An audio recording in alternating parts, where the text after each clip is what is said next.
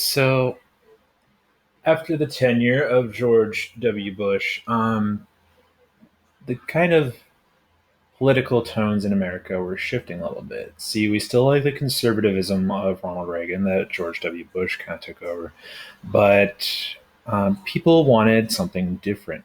And so we elected President William Clinton.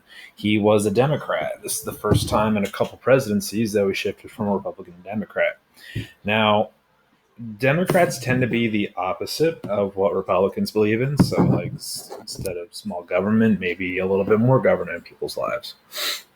But Bill Clinton was kind of a centrist, which means while he was a Democrat, he managed to get along with a lot of his Republican colleagues pretty well.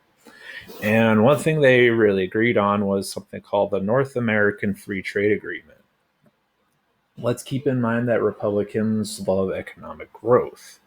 And what the North American Free Trade Agreement led to was a pact between the United States, Canada, and Mexico to reduce barriers to trading, reducing prices on things, reducing regulations on trade between the two countries, and it led to a great improvement in gross domestic product for all parties involved.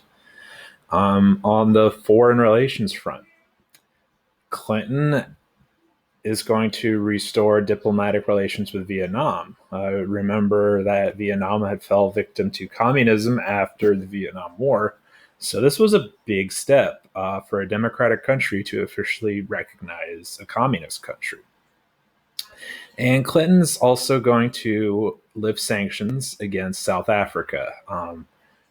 For decades, up until the 90s, South Africa had been living under a system of government called apartheid, which is very, very similar to uh, Jim Crow in the United States, except this is an African country being controlled by a white minority. So it's kind of the same as Jim Crow, but unique in its structure.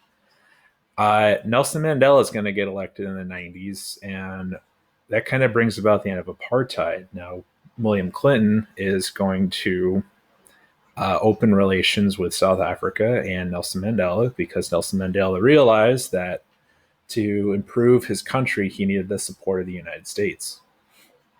And William Clinton is also going to dramatically reshape welfare programs and reduce federal welfare spending.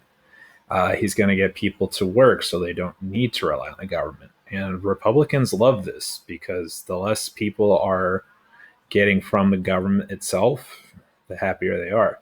Uh, Unfortunately for Bill Clinton, he made very bad life choices, and he's going to become victim of an impeachment trial.